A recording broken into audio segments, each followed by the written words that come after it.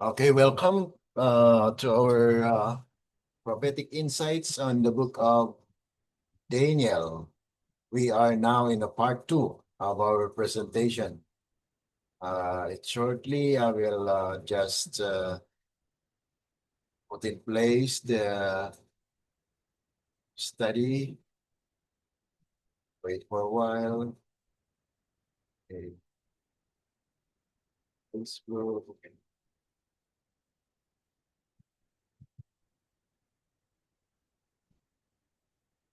So this is a part of chapter 4 where we can continue on with our study.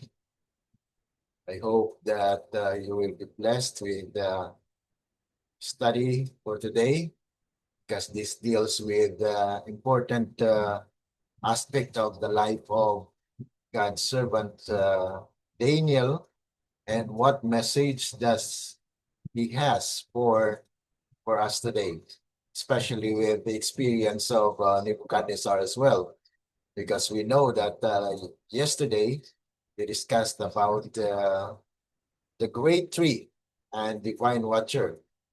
Okay, so our study will be focusing on how did Daniel responded on the event that happens to Nebuchadnezzar, the king of Babylon. Okay, okay. Now you see the chart. 7 times of humiliation. So this is a part of chapter 4 where we will be focusing on verses 19 to 33. I will get my Bible. Okay.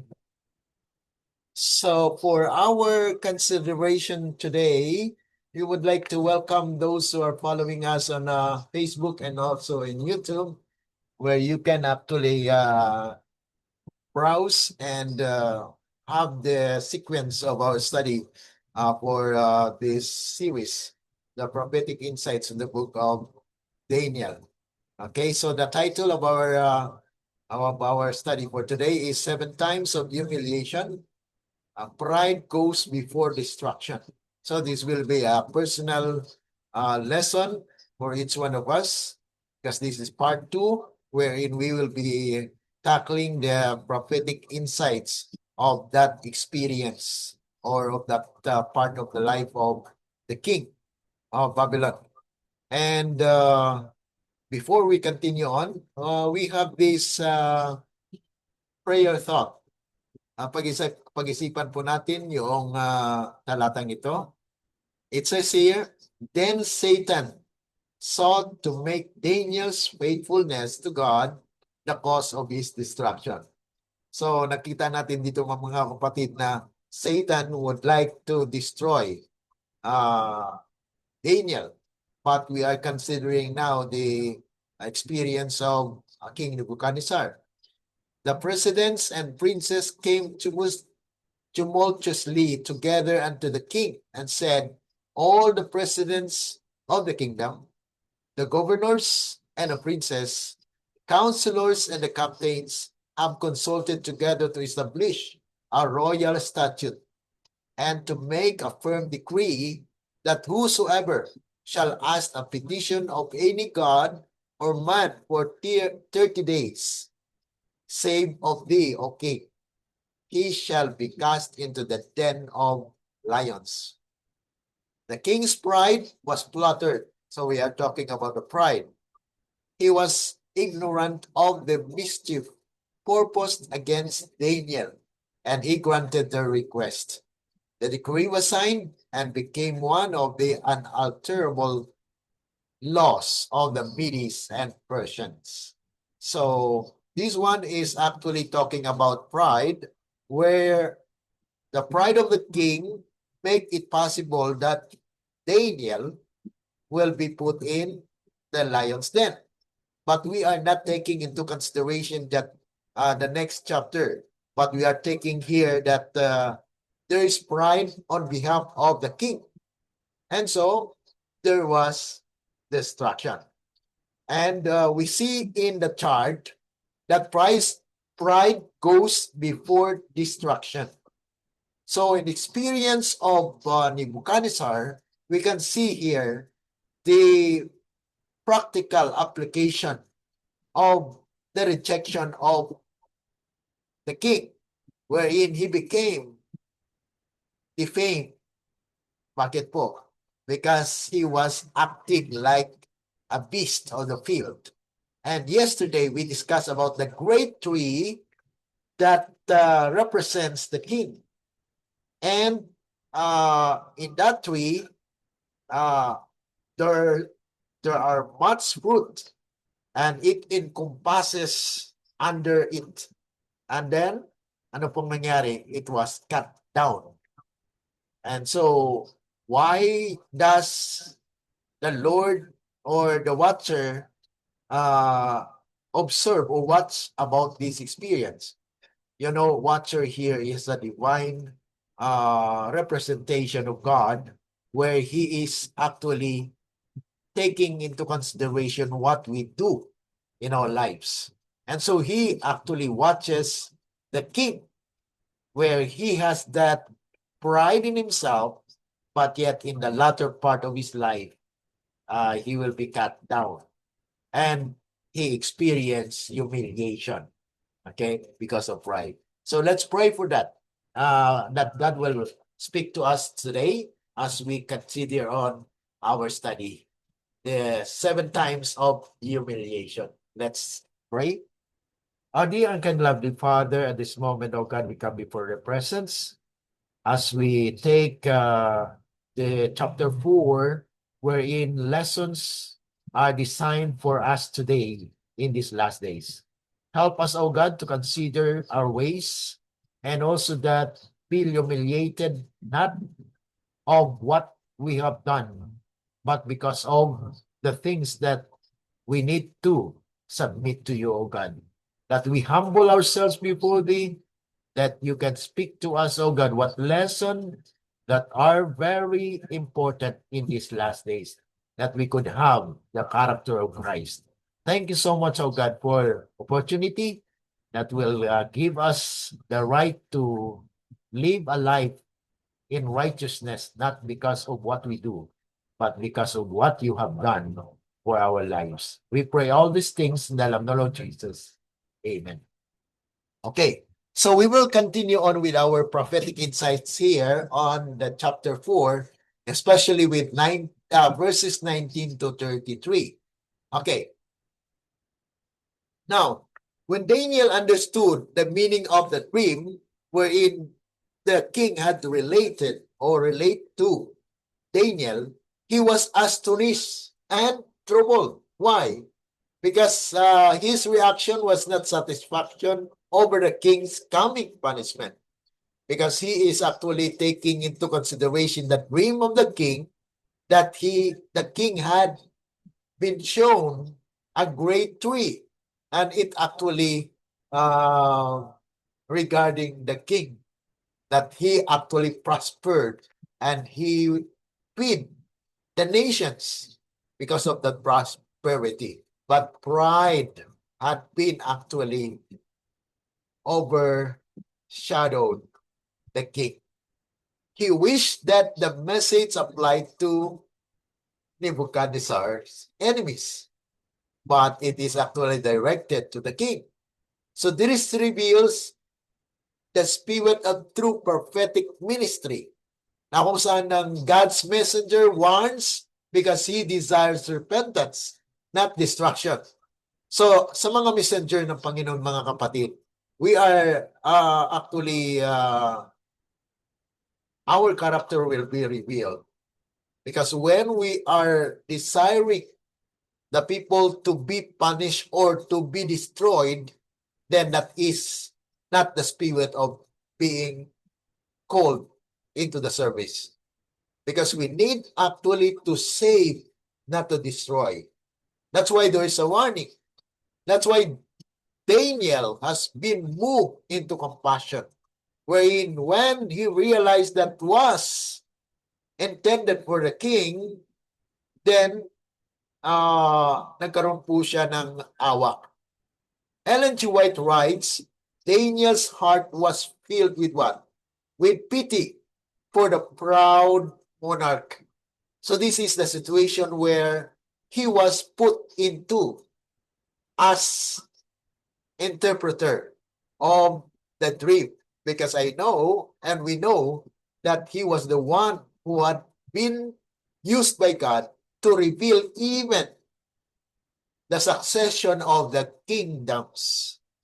But yet in this dream, mga kapatid, it actually focuses on the king's character, wherein he was in direct contempt because of this dream, mga kapatid. Dahil nandito po yung punishment, nandito po yung bunga ng kanyang ginawa. So those who proclaim judgment should possess a heart of compassion. The same is true with our church today, because we know that the last church that had been revealed in the book of Revelation, the 7 churches, is the Laodicean. And Laodicean was actually characterized by those people who give the message of what? Give the message of judgment. Because Laodicean means people that brings the message of judgment, and they are also to be judged because they are the one that was given the truth. So as a church, the prophetic insight that we can say is this applies to those people who are proclaiming the judgment message. And we do have the message of judgment. That's why in 1844, Daniel chapter 8 verse 14 says that unto 2,300 days, then the sanctuary shall be cleansed. And it was understood by Millerites that Jesus will come, but yet it was a disappointment on their side. But it is a prophetic event that happens to the understanding of the Adventists, where they are waiting for the second coming of Christ, but yet that second coming of Christ was not at that time. It was actually the cleansing of the sanctuary, the judgment, because there will be a book that will open and will be what? Will be investigated. That's why the judgment started in 1844. But the record will be opened in heaven by whom? By the one who actually able and worthy to open the book. That's why in our series of the study, last time we studied about the prophetic insights of the book of Revelation. We discussed that in chapter 4 and chapter 5, that there was a door in heaven that was open, and he entered. Christ entered into the most holy place and was able to open the book with the seventh seal. And the book with the seventh seal, mga kapatid, contains the history of the world. All the laws, all the records, even those things that had been done by those who died are there, the names. So, nandun po pinakita mga kapatid ang chapters of life history, wherein it was started with a seal number 1, okay, number 2, number 3, up to 7. And in our study, we actually started, or the judgment started with the dead. And it starts with Adam. Okay. So 1844 marks the time where God's church has been established. And so we as Seventh-day Adventists have into it, mga kapatid, as Laodicean church. Laos means people. Diceia or Diceia means judgment. So we are the people who bring the message of judgment. And before judgment, there is warning. That's why there are messages that have been sent. Okay? In the Revelation chapter 14, we note the three angels' message. And according to the inspiration, the three angels' message purpose is to what?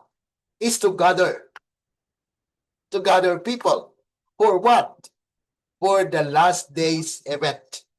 And that's why there is another angel that will give force and power to the third angel's message, and it will swell into a loud cry. That's why before the loud cry, God is to purify the church. That's why God is compassionate, where he actually sent warnings. Like Daniel, he has warnings that has been given by God to reveal to the king what will happen based on the dream that Nebuchadnezzar had. It actually a precursor for him to repent. Ibig sabihin mga kapatid, mayroong pang pag-asa.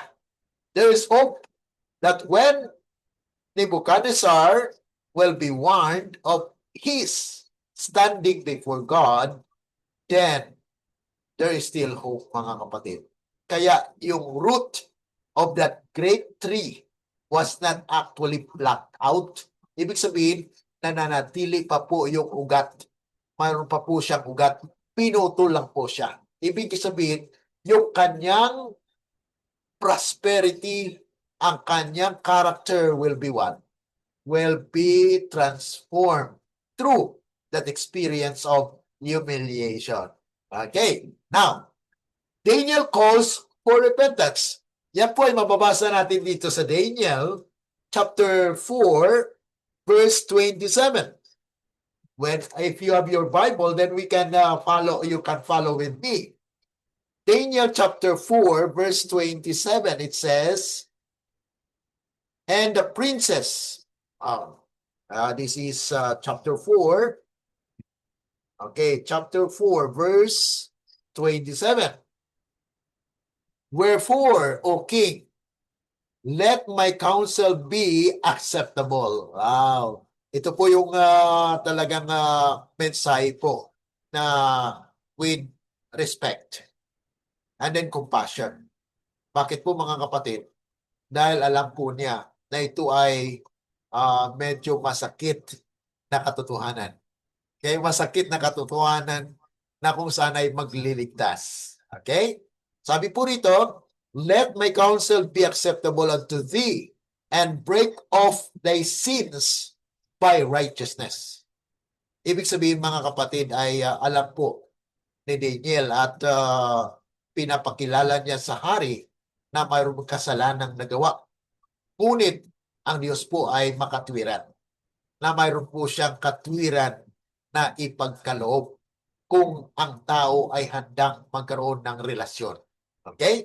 Sabi po rito, and thine iniquities by showing mercy to the poor, if it may be a lengthening of thy tranquility. Okay. So dito po mga kapatid ay pinapakita po mga kapatid yung concern, the compassion. This is actually included in how God shows mercy in the approach to humanity. Yan po ay mabasa rin natin sa Ministry of Healing, 143. The 5C of Christ method of saving souls. Na kung saan ay nandun po yung mga kapatid yung kanyang concern, okay, care, pero bago mangyari po yan, there should be contact.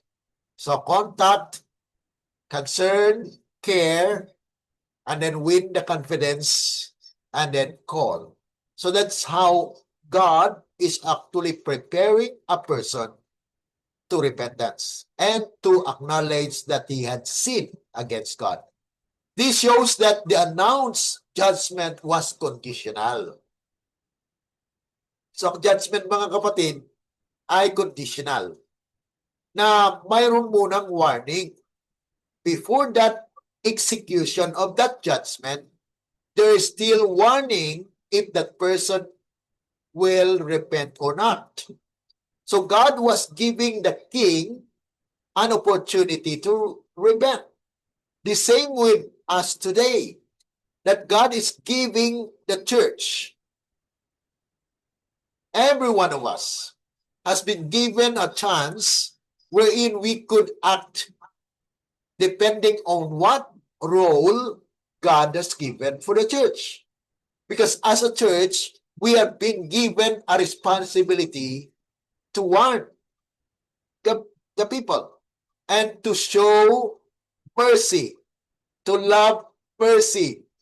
Sabi doon mga kapatid sa Micah chapter 6 verse 8 na kung saan ay mayroon pong counsel ang Panginoon doon, na kung saan ay yun lang po ang minsan ng ating pong binigyan po ng focus o attention. Atin pong basahin po ito, no? Para po sa ating karagdagang prophetic insights sa ating pag-aaral po, mga kapatid. Sabi po rito sa Micah 6 verse 8, ito pong magandang pinakita po at makita rin po sa buhay ni Daniel at ni Nebuchadnezzar. Micah chapter 6 verse 8 says, He had showed thee, O man, what is good. So pinakita ng Diyos ang kabutihan, what is good, and what that the Lord requires of thee. So dito po pinapahayag kung ano po ang requirements na gawin po ng hari. But to do justly.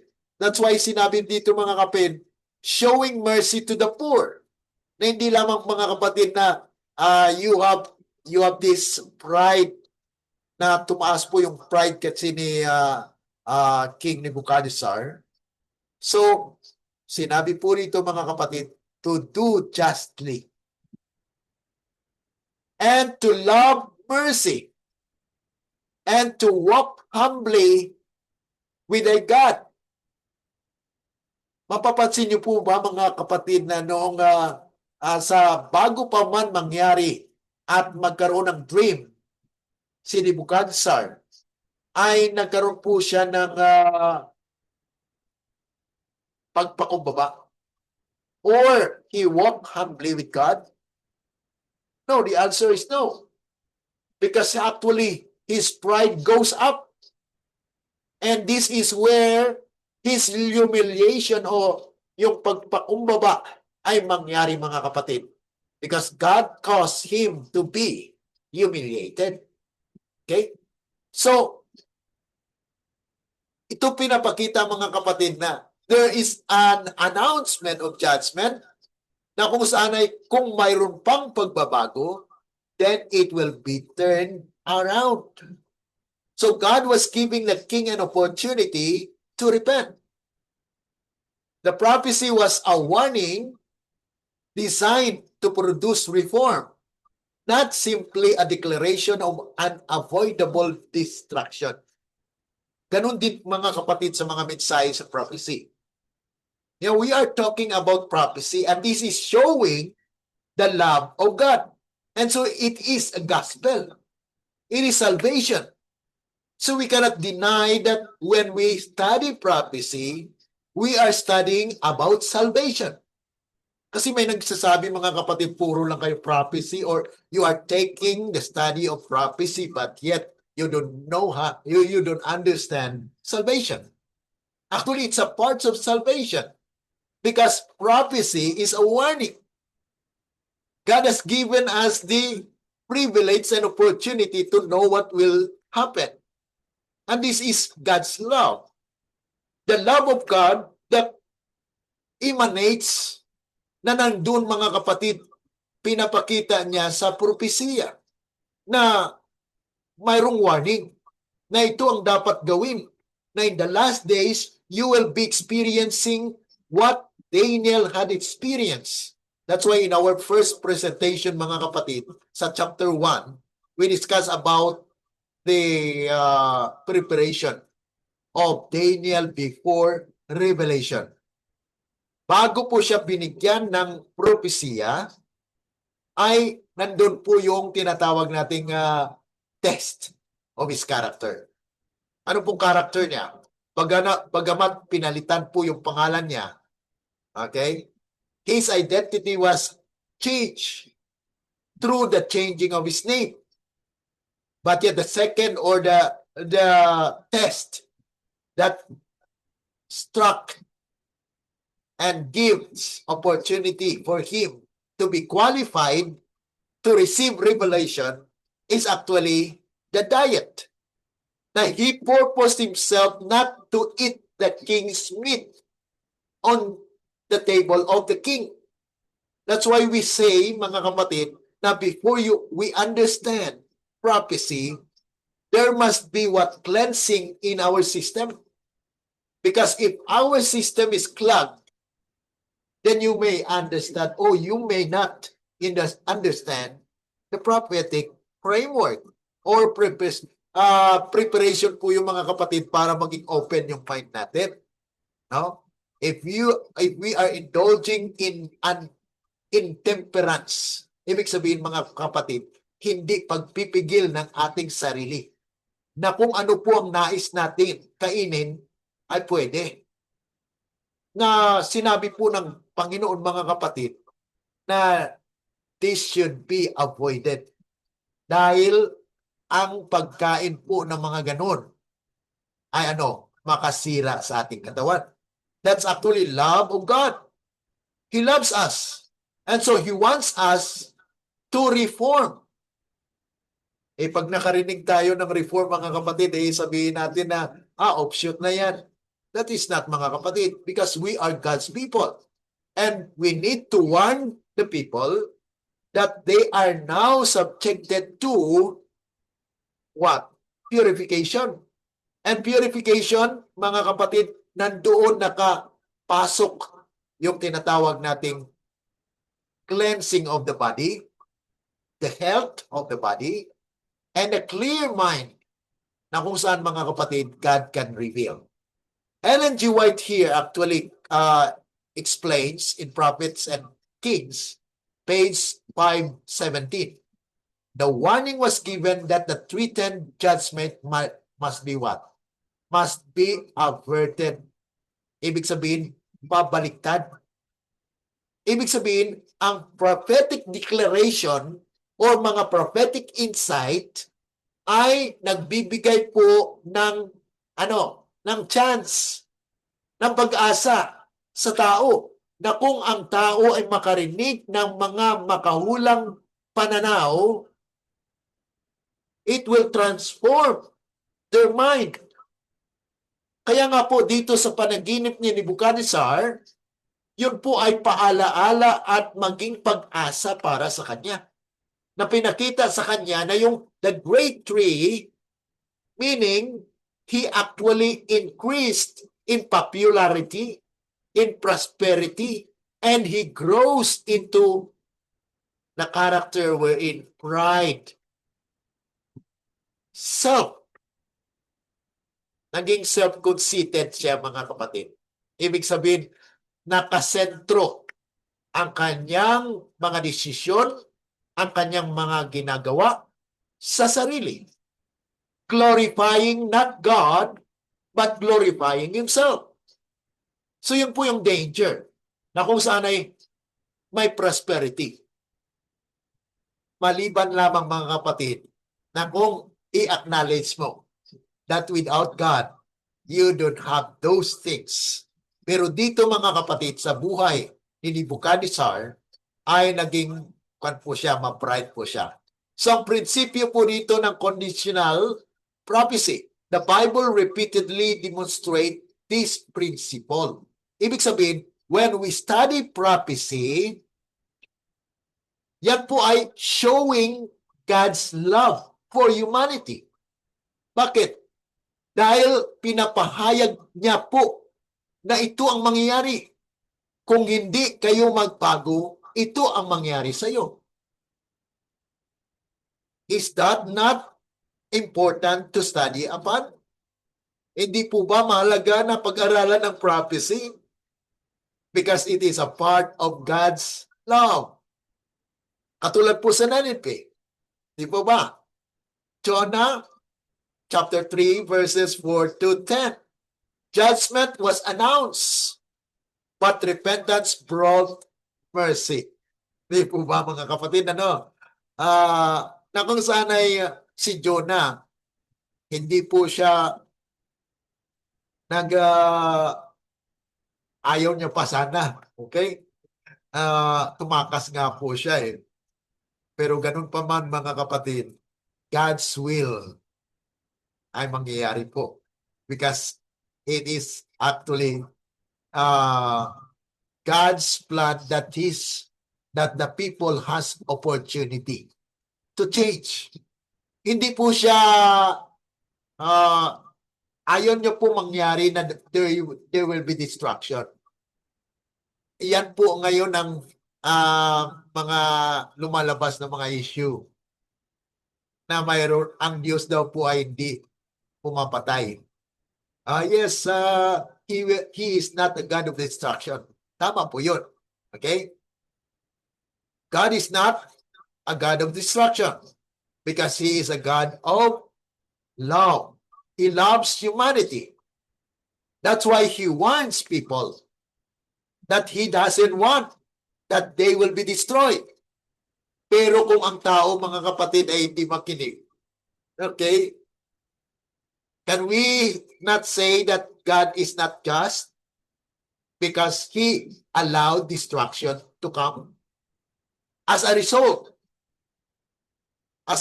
of your choice, of our decision, binigyan nga po tayo ng freedom, na magpili.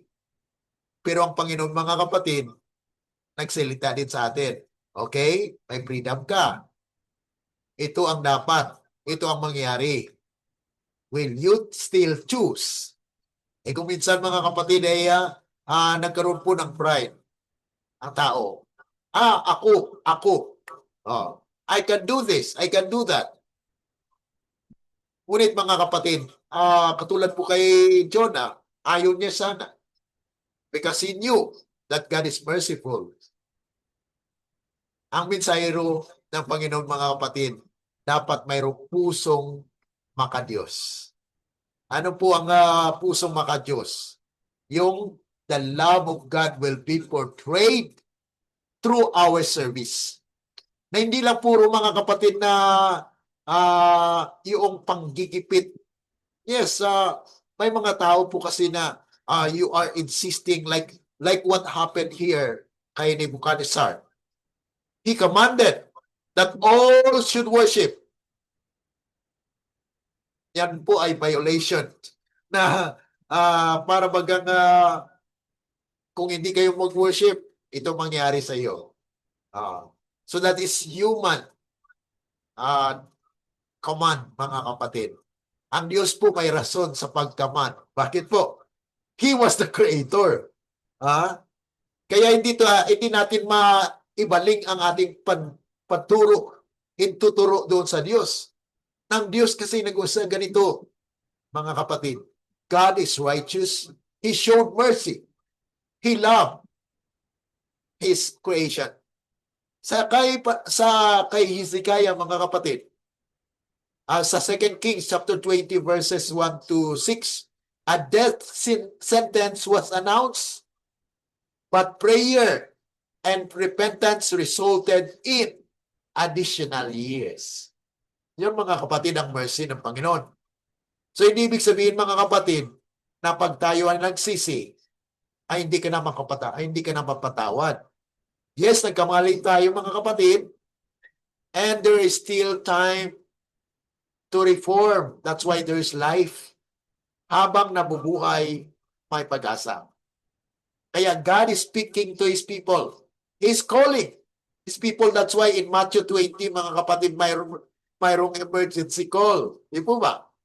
Na mayroong pong 11th hour call before the close of probation, 1 hour before, he calls workers to redeem, to save others.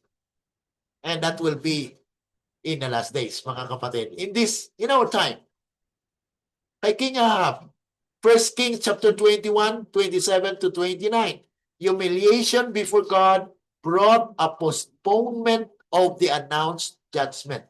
Ibig sabihin, mga kapatid, hindi kaagad nangyayari.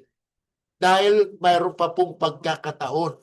Okay, nag-repent ka, pero ito po ay may hangganan din. No? Kasi kung postponement, mga kapatid, ay pinahaba lang or pinalawig lang, pero nandun pa rin po yan. Hindi kasi mawawala ang consequence. Okay? Jeremiah 18:7 to 10. God explicitly explains that announced judgment can be changed when people repent. Okay? Alam ng Diyos yan, mga kapatid. Ha? That there will be people who will repent and there are people who will not. That's why God is actually giving an opportunity. And this is where man's accountability. It is actually the responsibility of man to respond to God's love. He first loves us, and so what is our response? That's why we need a connection, a relationship. Kaya, in every study, we actually presented the relationship between man and God. Without that relationship, you cannot understand, because the spiritual things discern spiritually. So, ibig sabihin, mga kapatid, kung ikaw ngayon ay nakaunawa, you must acknowledge that it is not your power, but it is the power of God that speaks to you. Ibig sabihin, mga kapatid, ang salita ng Diyos may kapangyarihan na nagbago at nagpaunawa sa inyo. Nagpaunawa sa akin. That is John chapter 6, verse 63. That the word of God is what?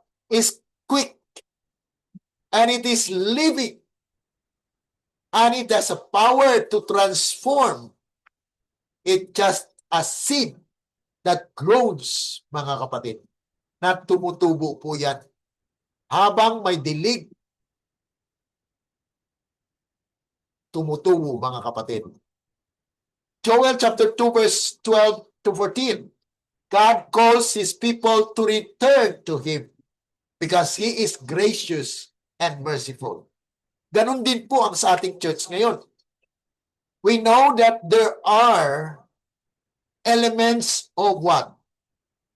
Of idolatry in the church. There are forms of abominations in the church. That's why God is sending a message wherein Micah chapter 6 that I was actually referring to kanina, Micah 6:8, yun po ay doon lang tayo as Adventist tumutok. Pero hindi natin tinutukan at hindi natin pinatuloy ang pagbabasa.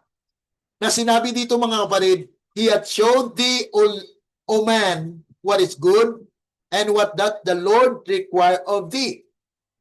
God has showed the requirements. But to do justly, gawin ang tama.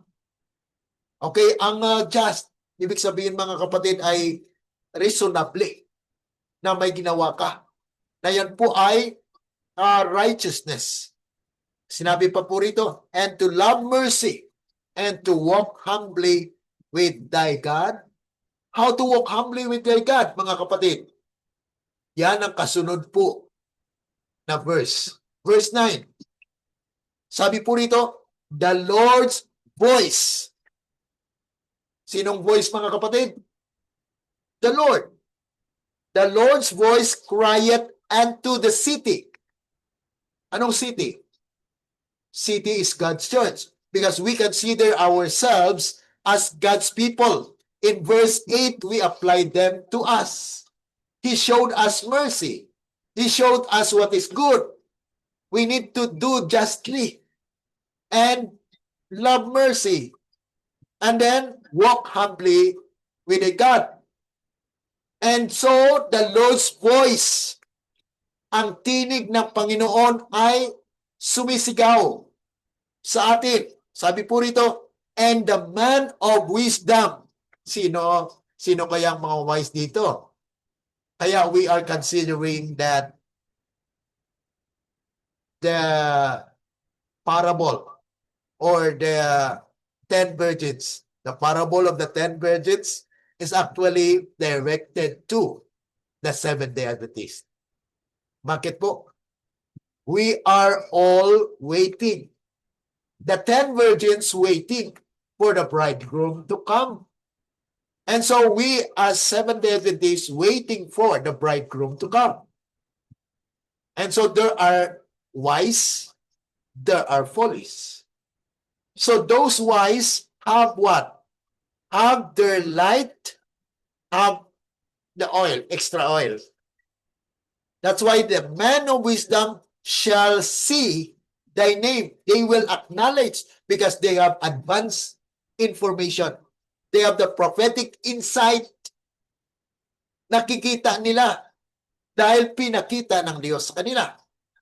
Dahil may relasyon sila sa Diyos. Ayan po mga kapatid. Hindi ibig sabihin na pag nagturo tayo ng prophecy ay pinabaliwala natin yung relasyon. Hindi tayo makanawa ng propesya unless God will speak to us. And so that actually emanates o nagbibigay po yan ng larawan ng relasyon. Nagkaroon tayo ng relasyon sa Diyos. And then sabi pa po mga kapatid,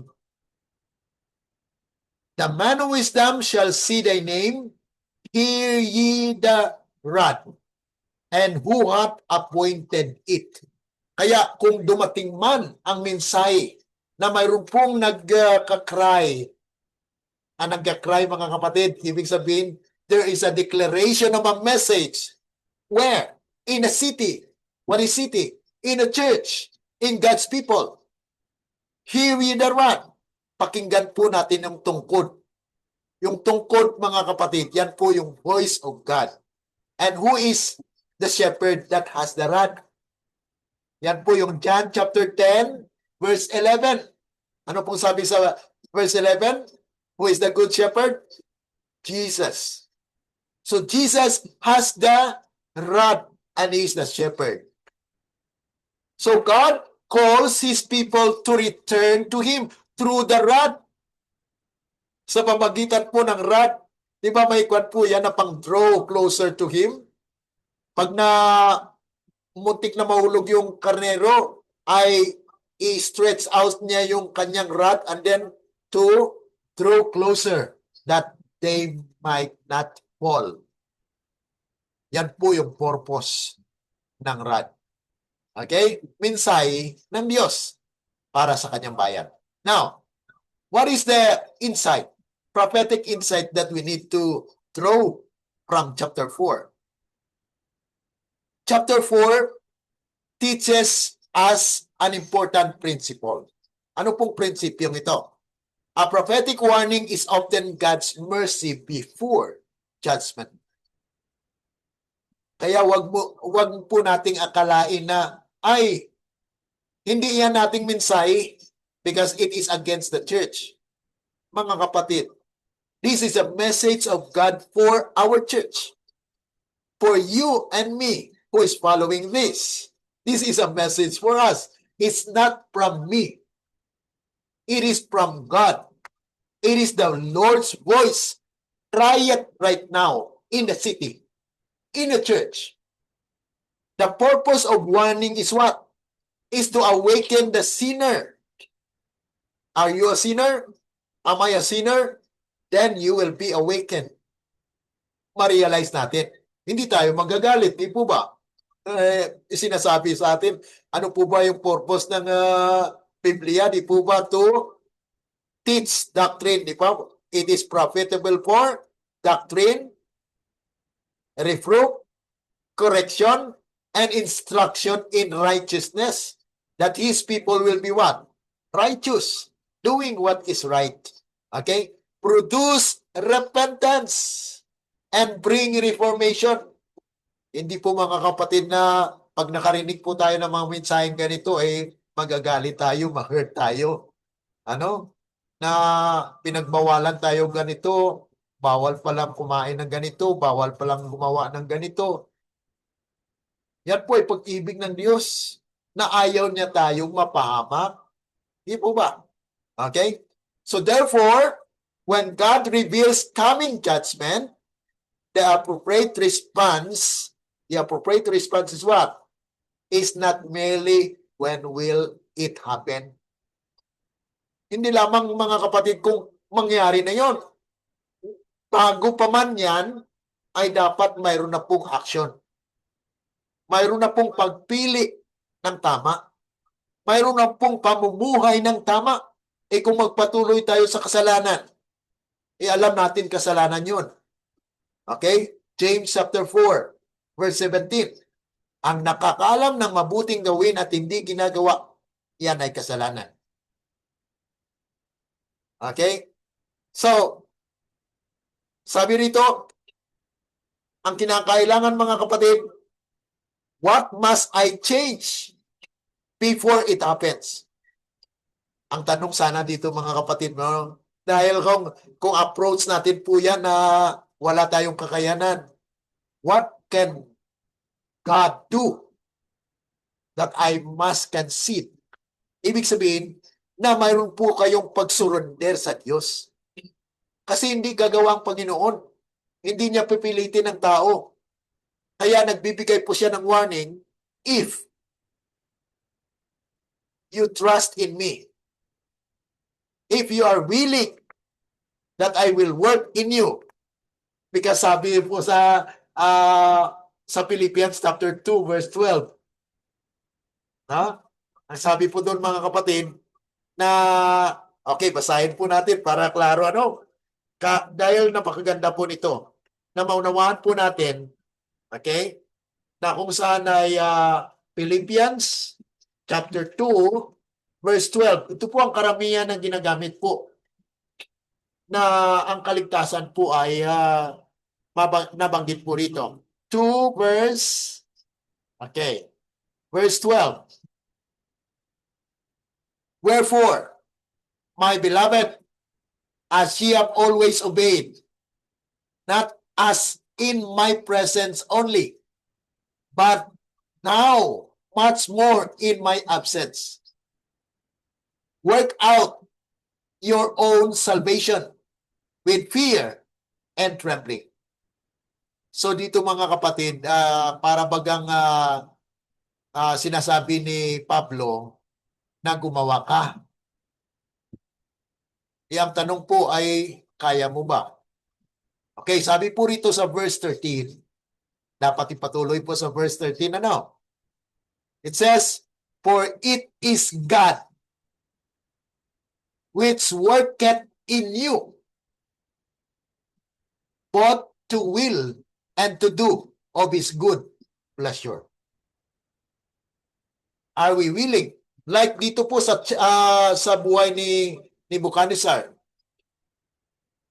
pinakita sa kanya ng Diyos ang larawan ng kanyang kahantungan. At pinakita po yon. Ayaw niya mangyari yon. So nagkaroon ng repentance. Hindi pinutol o hindi pinungkal pati ugat ng kahoy.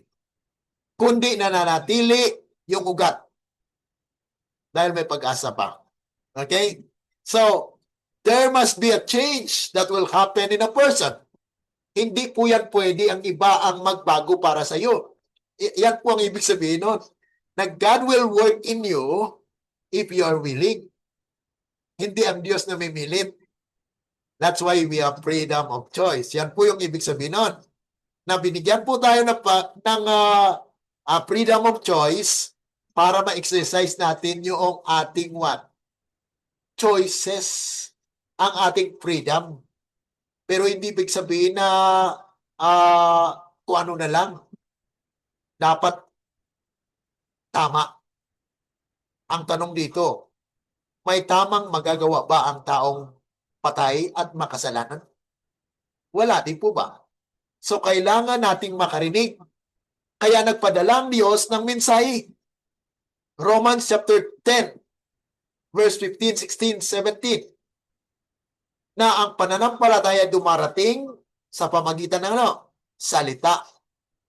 At ang salitang yon, dinala, pinaliwanag, at ibinantala or pinag-scattered. Yan po yung voice of the Lord that cried in the city. Okay? So the delay itself was an opportunity to repentance. Kaya dito mga kapatid, sa buhay ni Nebuchadnezzar was given 12 months after Daniel's warning. The delay itself was an opportunity for repentance na mayroon pong pagsisisi. Ano pong present truth application po rito? This principle is especially important for God's people today. Importante po ito sa atin ngayon. Seventh-day Adventist. Dahil tayo po ang may liwanag. We have been given the responsibility to warn the people that there will be coming what? Judgment. Judgment in the church and judgment for the world. Okay. Prophetic warnings concerning the closing events of Earth's history should lead us to humility, repentance, obedience, and preparation rather than speculation or fear. Turn ye even to me with all your heart. The warning is mercy. The delay is opportunity. Repentance is the desired response. Kaya sabihin natin mga kapatid, sabi malapit nang dumating ang Panginoon. At ang sabi ng iba, ang karamihan, bakit na-delay ang coming ng Panginoon? So we need to understand that it is an opportunity for what? For transformation, for repentance, for obedience. We need to obey God, not with our own power, but rely on the power that God will bestow upon us.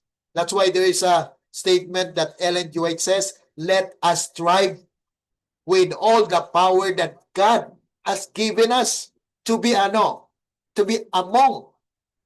the 144,000. Bakit? Upon striving, you might what? You might lost your life. Mamamatay ka. That's why Ellen G. White died. And others who believe about the 144,000. They strive, but yet they have not made it. But it doesn't mean that it will not be realized. So, dito po makikita natin, for 1 full year after Daniel warned him, Nebuchadnezzar had opportunity to humble himself. But while walking upon the palace of Babylon, he proudly declared, it is not this great Babylon that I have built by the might of my power and for the honor of my majesty. Yan mga kapatid, nandun pa rin yung pride. Immediately heaven answered, the kingdom is departed from thee. The problem was not Babylon's greatness itself, but Nebuchadnezzar's failure to acknowledge God as the source of his authority and prosperity. Yan lamang mga kapatid ang kulang. Ellen G. White states, at the very moment when the king was glorying in himself, the sentence pronounced by the watcher was fulfilled. Prophets and Kings 5:18. So prophetic insight natin dito mga kapatid, God may permit people or nations to become powerful, but He will not give His glory to human pride. Daniel 4:17 gives a central lesson. The Most High ruleth in the kingdom of men. So mga kapatid, this is what experience, no? Na Nebuchadnezzar pride was followed by what? Humiliation. His reason was removed. He was driven from human society, and he lived among the beasts of the field. Namuhay po siya na katulad ng hayop. Animal.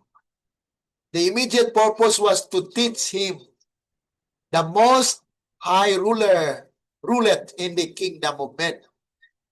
The 7 times should first be understood in immediate context as the period appointed for Nebuchadnezzar's humiliation. The text itself does not require us to make it a separate prophetic time prophecy. Hindi po yan mga kapatid nag-illustrate na 7 times has a prophetic kasi ang 7 po ay complete for eternity, or that is the number of God. Experience illustrate how pride separates humanity from the character of God intended.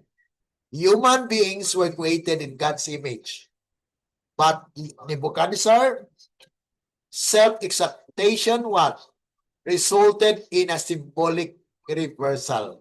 The great ruler became like a beast. This prepares an important connection with Daniel 7, where earthly kingdoms are represented by beasts. Di po ba?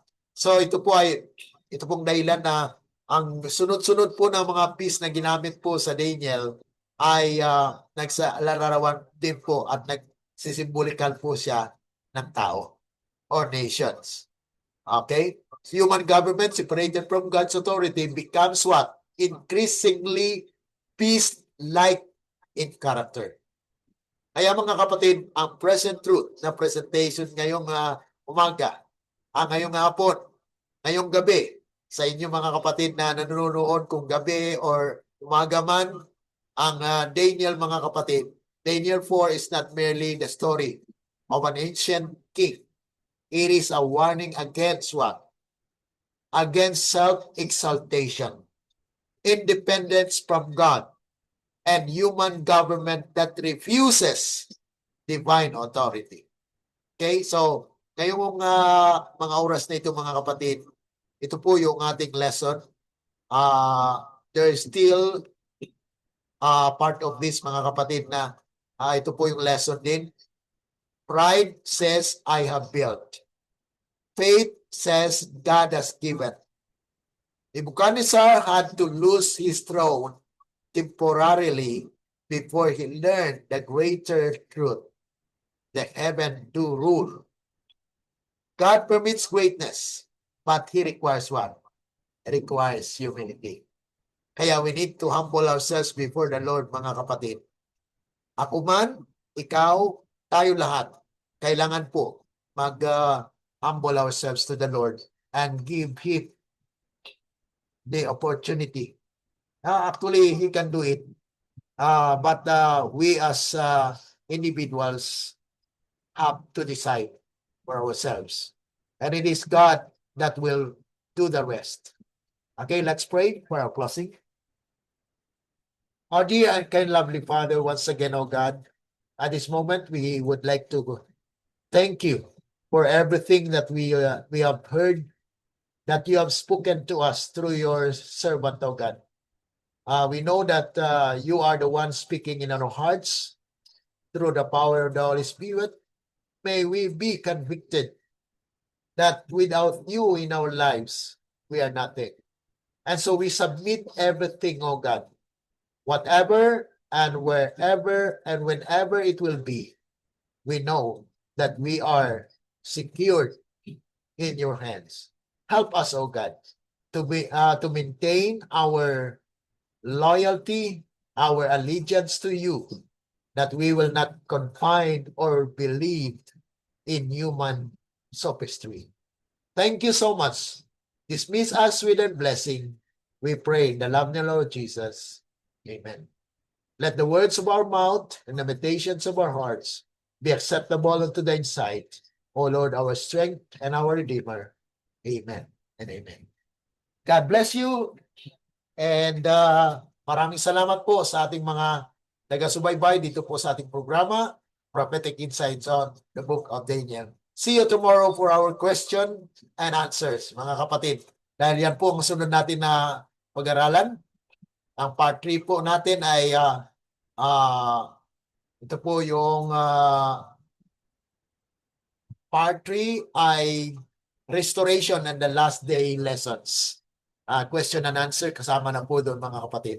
So may God bless us as we follow and respond to God's calling for today. God bless you and bye-bye.